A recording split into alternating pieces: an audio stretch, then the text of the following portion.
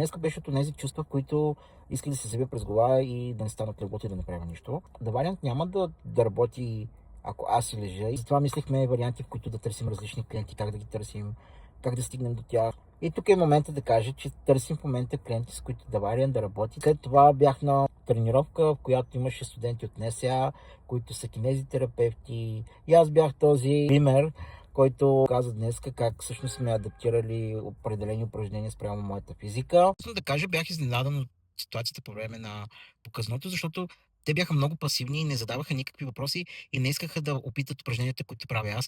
Хора, опитвайте, задавайте въпроси, няма неудобни въпроси, така че давайте смело. Правя видеото, което си обещах да правя абсолютно всеки ден.